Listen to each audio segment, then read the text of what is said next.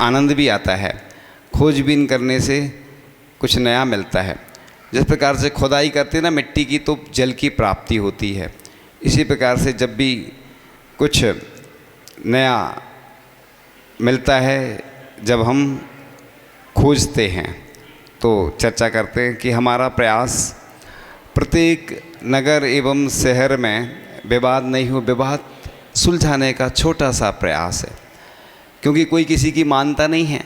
आप देखते होंगे जब भी कोई कार्यक्रम होता है, बिहार आदि होता है, अगवानी होती है, तो सबसे पहले लोग मिलते हैं सफ़ेद वस्त्र वाले। ब्रह्मचारी ब्रह्मचारिणी की बात नहीं कर रहे हैं, आप समझ जाओगे। लोग आगे होंगे, काम करने कोई नहीं आता आगे, है ना। चौके में देखते होंगे आप लोग, भोजन बनाने कोई नहीं आएगा, आहार कराने बहुत सारे लोग आ जाएंगे और छोड़ने कोई नहीं आएगा। फिर ऐसे अभिषेक का जल भरने कोई नहीं आएगा। ये सभी जगह की बता रहा हूँ, एक व्यक्तिगत नहीं बात कर रहा हूँ। और अभिषेक करने सब आएंगे, कलसा ढारो रे और भागो रे। ऐसे ही स्थिति पूरे देश में चलती है। लेकिन फिर भी छोटा सा दीपक बन के प्रकाश देने का प्रयास और पुरुषार्थ हम कर सकते हैं। चलते हैं अपन। एक विषय है सूतक, उसका समाधान हम अपने शब्दों में दे रहे हैं। हमने बहुत मेहनत की, फिर संकलन किया, 40 ग्रंथ से ज़्यादा ग्रंथों से और विद्वानों से चर्चा करने के बाद अभी तक आपने जो सुना है उसको एक साइड रख देना। क्योंकि लोग ये बोलते हैं जिनवाणी में ये लिखा है। जिनवाणी में जब जिसने जो लिखा विद्वान ने, ये शास्त्रों में जहाँ जो मिलता है उसके अनुसार बताया जा रहा है। मूल शास्त्रों में ज़्यादा नहीं मिलता है, बस कुछ ही मिलता है। तो अपन सीधी चर्चा कर लेते हैं कि यह जो गांव नगर में अलग अलग तरह की मान्यताएं देखी जाती हैं, अतः शास्त्रों तथा आचार्यों मुनिराजों विद्वानों से चर्चा करने के बाद यह विवरण दिया जा रहा है, जिससे पूर्व से चली आ रही परंपराओं को हम बदल सकें। हमें वो बदलना नहीं है जो अच्छी चीज़ें हैं, जो गलत चीज़ें हैं बूढ़े पुराने लोगों को सुधारना है हमें। क्योंकि वो लोग, कई लोग आते हैं हमारे पास पूछने, करते अपने मन का है कि हमारी वो घर के लोग ये बोल रहे थे। सबसे पहले पूरे देश के लोगों को एक ही बात कहेंगे कि सबसे पहले एक चार्ट बनाना अपना। अगर सूतक की व्यवस्था सुधारना है तो पीढ़ी का चार्ट अभी हम बता देंगे थोड़ी देर में कि कैसे गिनी जाती हैं, क्योंकि उसके बारे में थोड़ा सा अभी कुछ विषय अधूरा रह गया था। पीढ़ी गिनने का हम बाद में बता देंगे। सर्वप्रथम तो शॉर्ट में बता देते हैं कि जन्म होता है ना, तो जिस बच्चे का जन्म हुआ उससे शुरू करते हैं, ऊपर तक जाते हैं। 7 पीढ़ी तक ही सूतक लगता है। उससे बाद 6 घंटे या कुछ कम कम लगता है। उतना तो सामान्य व्यक्ति का लगता है, 24 घंटे का भी नहीं लगता है। वो सामान्य व्यक्ति के यहाँ जाते हैं, उसका डिटेल बताएंगे अभी। बहुत अच्छा विषय है। लोग ये नहीं सोचना, बोरियत नहीं होना कि लोगों को बोरियत हो जाती है। तो ऐसे ही विषय जब आएगी तो हम समझ लेंगे, कोई नहीं बताएगा आपको। वो तो ये कुछ नया विषय है, क्योंकि ये पीएचडी जैसी हुई इस पर। पीएचडी जानते ना आप लोग, शोध होता है, डॉक्टर, फिर डिग्री मिल जाती है। तो हमें तो किसी ने डिग्री नहीं दी, लेकिन हमने खुद ले ली डिग्री, है ना। कोई देता थोड़ी है डिग्री।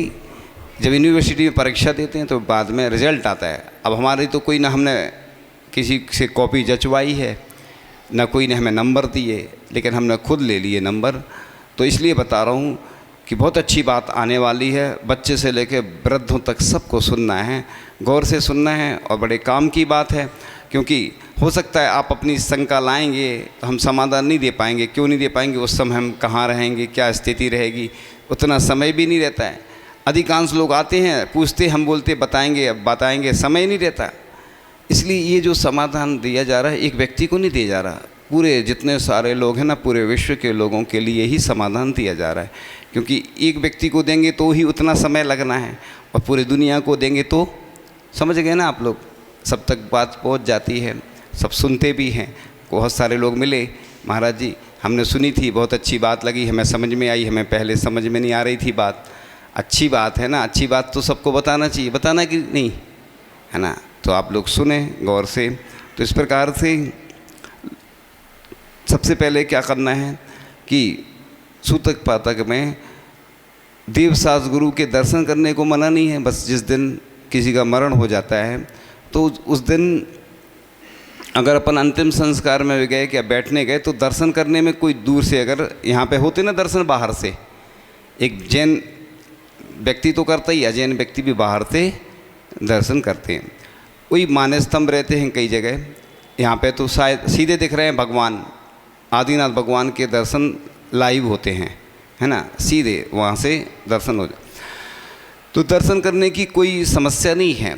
अपन अशुद्धि में भी हैं तो दर्शन तो कर सकते हैं भगवान के, ऐसा कहीं लिखा नहीं है शास्त्रों में, ना मना किया, लेकिन कोशिश ये करेंगे शुद्धि करके फिर करें दर्शन, बहुत अच्छी बात।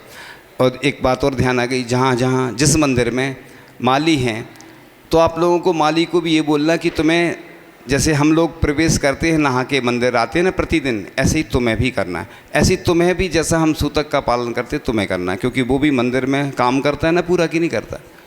अभी हमारे मन में विचार आया कि अपन बोलते हैं सबको तुम नहा के आओ फिर मंदिर में जाओ, बच्चों से लेके बड़े तक, तो उसको भी बोलना चाहिए जहाँ जहाँ पूरे देश में मंदिर हैं अपने जैन मंदिर, उनके जो भी माली हैं, और हर मंदिर में ये व्यवस्था अपन को सुधारना है।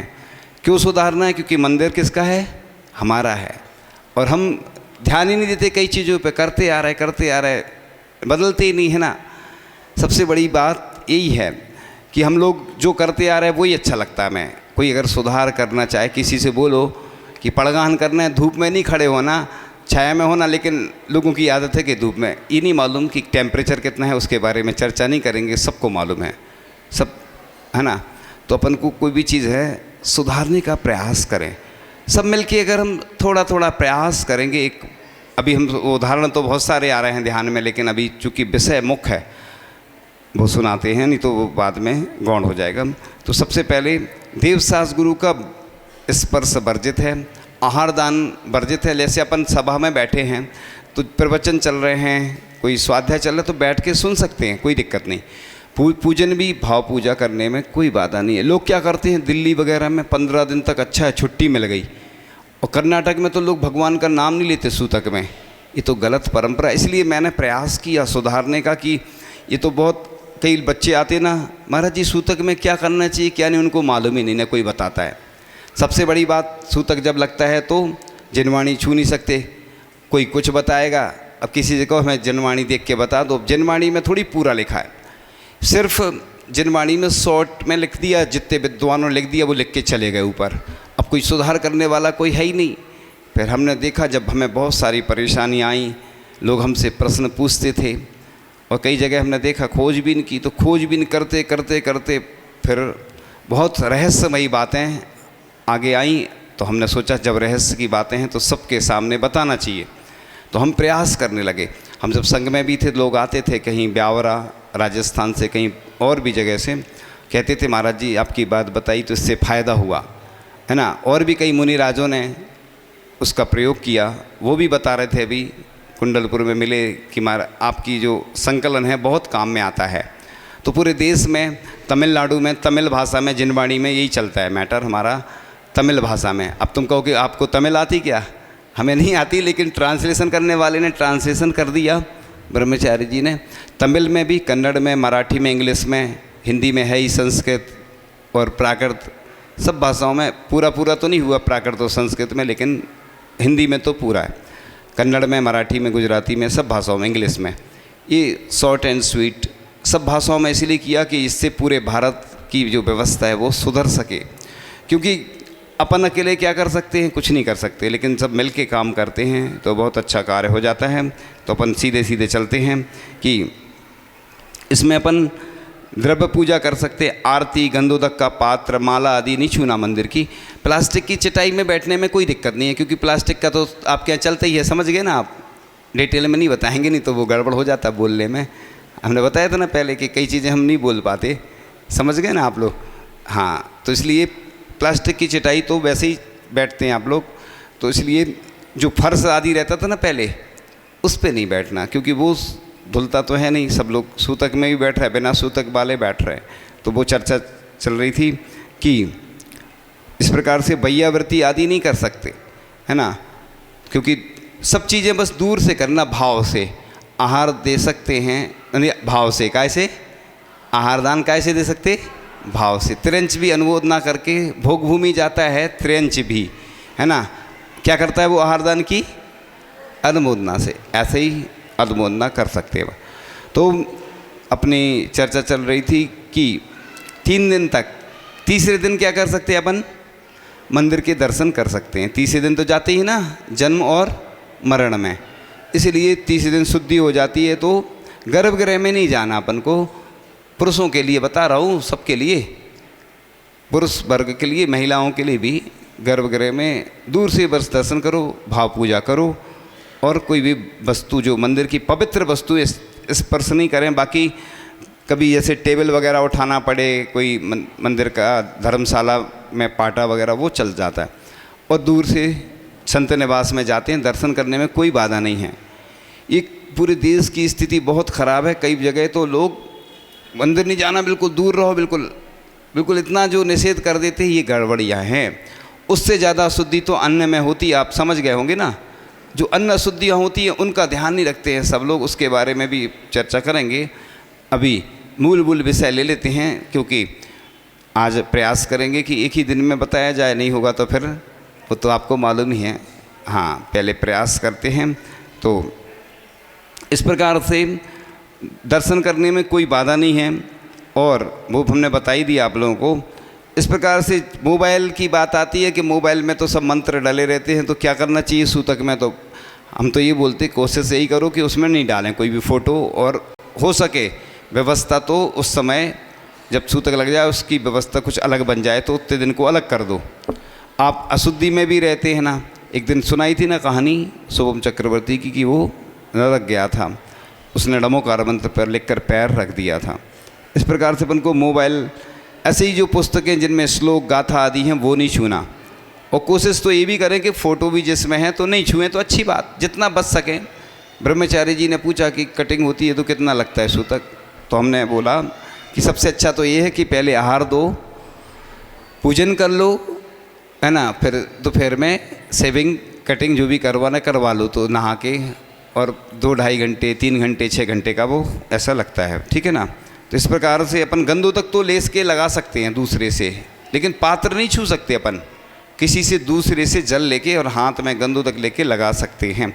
जिनके भी जो प्रश्न हो, अगर हमारे पास समय रहेगा हम अंत में आप लोगों से बोल देंगे, तो आप लोग पूछ लेना। अभी बीच में नहीं पूछना, क्योंकि अभी लगातार विषय चलना है, फिर अंत में आप लोग को समय अलग से दे देंगे, क्योंकि अभी डायरेक्ट चलता है ना विषय पूरा, तो फ्लो में चलेगा। इसलिए पूजन आदि तो आप बैठकर कर सकते हैं। जन्म देने के बाद माँ भी गंदों तक लगा सकती है। इसी प्रकार से 3 दिन में 13वीं करते हैं ना, 13वीं, तो सूतक पूरा लगेगा। तीसरे दिन वो तो व्यवस्था है आज, क्योंकि जो बच्चे हैं, संतान हैं, विदेश में रह रही हैं कोई, और कोई बड़े बड़े शहरों में सर्विस करते हैं, बार बार नहीं आना पड़े, इसलिए ये व्यवस्था है। अभी बहुत अच्छी एक बात सुनने में आई कि विदेशों में भी अब दिन में शादी के लिए प्रयास चल रहा है। बताओ, अपन लोग रात रात में कर रहे हैं शादी, है ना, और विदेश के लोग अपना रहे हैं कि दिन में। अच्छा है, फ़ायदा, क्योंकि खर्च भी कम होता है। हमें बहुत अच्छी चीज़ लगी, और सबको, पूरे देश को समर्थन करना चाहिए। महाराज जी ने प्रेरणा दी थी। राजस्थान में थे 72 गाँव थे, उसमें से 35-36 गाँव में रात्रि शादी में प्रतिबंध लगा, प्री वेडिंग, है ना, और भी कुछ चीज़ों पे प्रतिबंध लगाया गया कि दिन में ही शादी होगी और दिन में ही भोजन होगा। बाकी और क्रियाएं जो आपके यहाँ जैसी चलती ना, वो कुछ कुछ कर लेते हैं, वो डिटेल में आपको सब मालूम है। आप लोग जाते रहते, हम तो जाते नहीं, इसलिए हमें नहीं मालूम कि क्या क्या होता है, थोड़ा थोड़ा सुनते रहते। तो चक्रवर्ती विवाह आदि होता है, वो तो अच्छा होता है, दिन में फेरे।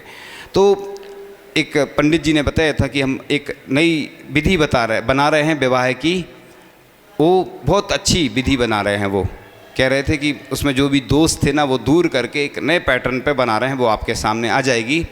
हमने नहीं बनाई, पंडित जी बना रहे हैं, उन्होंने बताई थी बात, तो आपको बता दी। तो इस प्रकार से अब कटिंग की बात चल रही थी, तो हमने यही बताया था ना, शेविंग करने का कम से कम 48 मिनट, ये शास्त्रों में नहीं मिलता है, लोक प्रचलन में मिलता है ना। तो कटिंग का अलग रहता है, शेविंग का अलग रहता है। शेविंग का 48 मिनट तक, और कटिंग का 6 घंटे, 2.5 घंटे, 3 घंटे। हम लोग ब्रह्मचारी थे, 6 घंटे पालन करते थे। अब कोई 2-2.5 घंटे तो, और सबसे अच्छा जो तरीका पहले हमने बताया था कि पहले अपन सब कर लो, उसके बाद करा लो, तो कोई सूतक नहीं। वैसा सूतक नहीं होता है जो, ये सूतक नहीं है, ये सिर्फ इतने, जैसे महाराज जी भी केसलोन आदि करते हैं ना, तो उपवास करते हैं, जीवों की हिंसा आदि होती है, इसमें बहुत सारे ऐसे अशुद्धियाँ आदि होती हैं, और तो बाकी आप सब जानते हैं कि क्या होता है क्या नहीं होता है। इसलिए ऐसी व्यवस्था रखी गई है। इस प्रकार से शॉर्ट में बता देते हैं। इसी प्रकार से बंटवारे पर, वैमनस्यता पर क्या होता है। कई लोग बोलते हैं कि महाराज जी हम ना उनसे हमारी बोलचाल रहती है और व्हाट्सएप ग्रुप बने हैं सब परिवार के, सूतक लगता है तो वो डल जाता है तो बोले पालना पड़ता है, शादी में बुलाते नहीं हैं वो।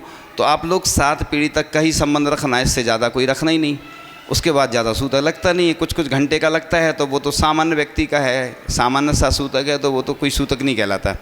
तो कुत्ते घंटे का पाल लिया 7-10 पीढ़ी तक। तो इस प्रकार से सबसे सूतक से बचना हो, बुराई नहीं करना। देखो लोग अपनी जो क्या बोलते हैं बंटवारा करते ना प्रॉपर्टी का, ज़मीन जायदाद प्रॉपर्टी सब बढ़ जाती है, पीढ़ी नहीं बढ़ती, क्योंकि फ्री का काम है ये, फ्री है तो इसलिए लोग कहते हैं पालो बेटा आओ हमारे साथ रहो, तो इसलिए हमारी एकता रहेगी।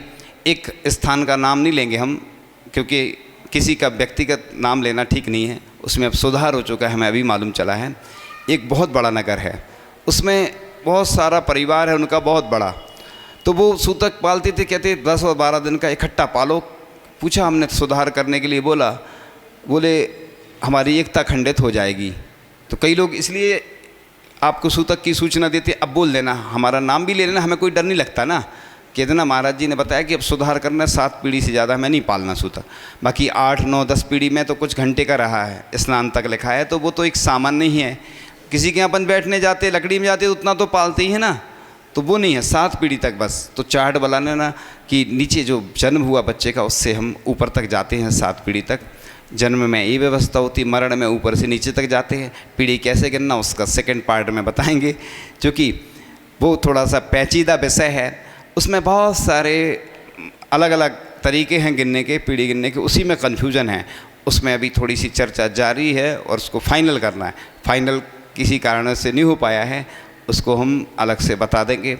चूँकि अभी सिर्फ इतना समझना है कि क्यों लगता है, इसका वैज्ञानिक कारण क्या है, डॉक्टरों ने क्या बोला इसके बारे में, और आचार्यों ने क्या बोला, प्रतिष्ठाचार्यों ने क्या बोला, ये पूरा एक डिस्कशन होने के बाद ही लिखा गया है।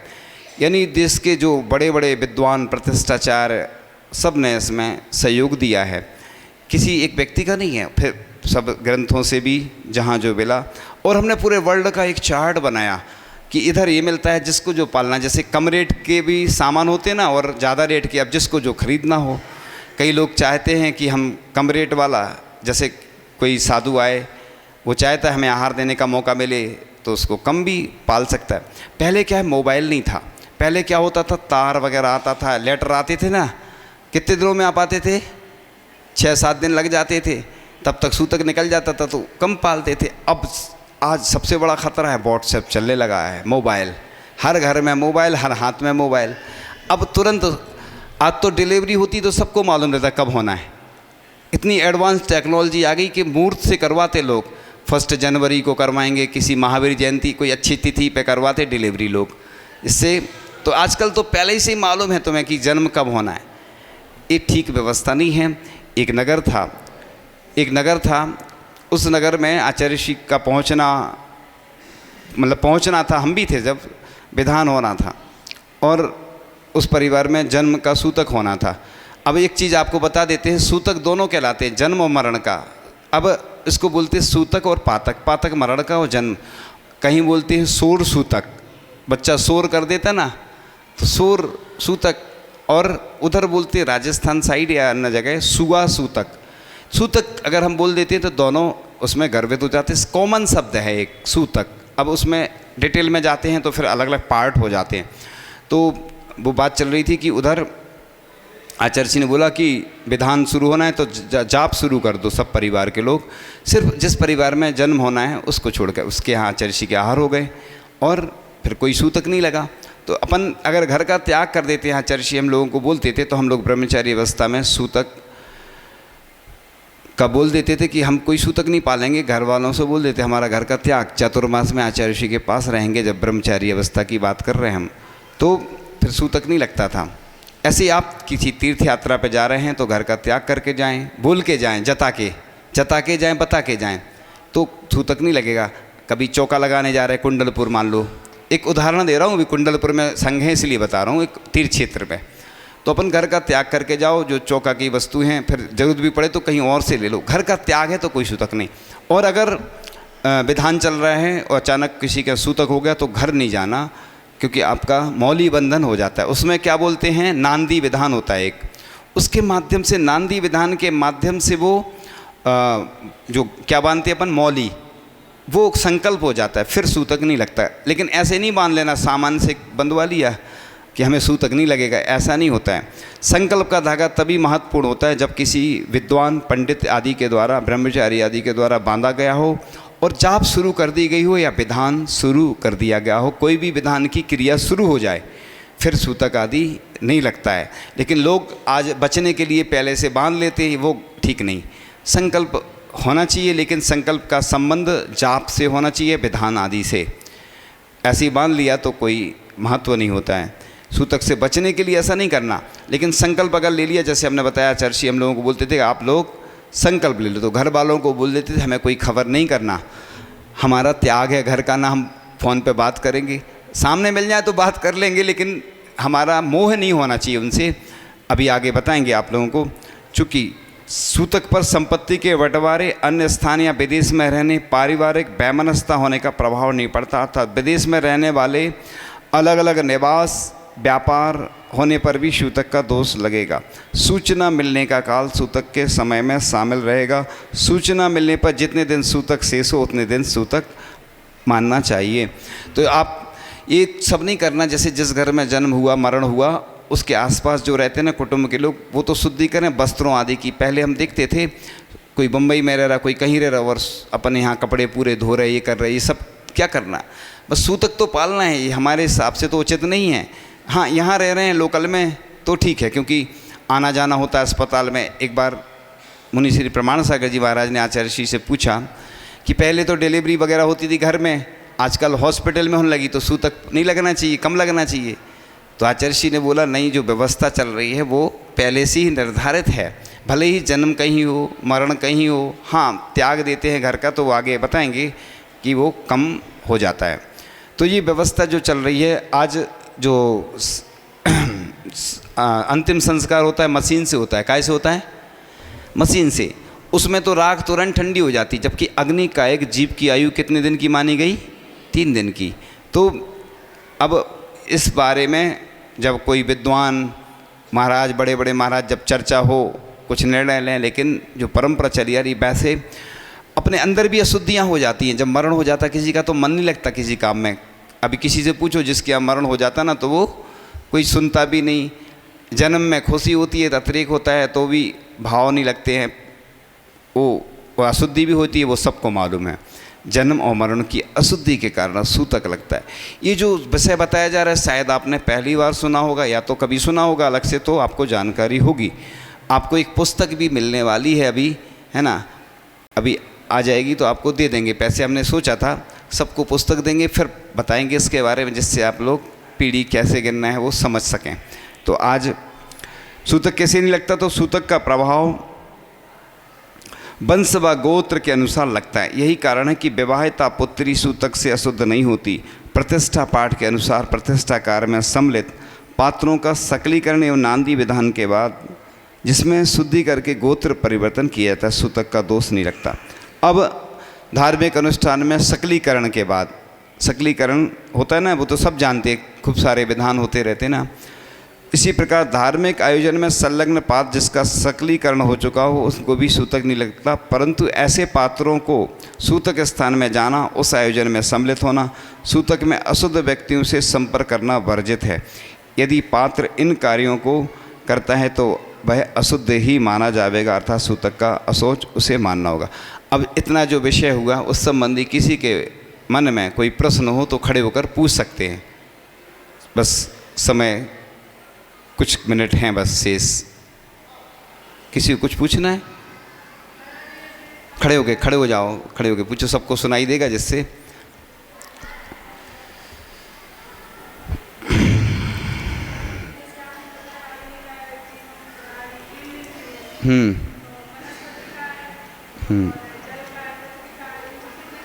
अब वो अलग से बता देंगे, वो अभी जो सूतक संबंधी पूछे प्रश्न वो अलग से, ठीक है। ने प्रश्न अलग किया है, वो हट के है थोड़ा, अभी सूतक संबंधी अग्नि का एक जीव की आयु 3 दिन की होती है, वो विषय थोड़ा हटके है। दूसरा और किसी का कोई प्रश्न है? नहीं है तो आगे भी पूछ सकते, कल पूछ लेना, अलग से भी पूछ लेना, ठीक है।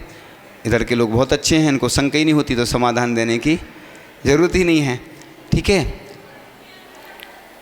हाँ, अब कल के बारे में बता देते हैं थोड़ा सा। कल जो बच्चों के संस्कार होंगे तो है ना, पहली बार ऐसा हो रहा है कि बिना उसके हो रहा है, तो बच्चे आएंगे सब, जो भी है ना भैया जी बताएंगे उसकी व्यवस्था।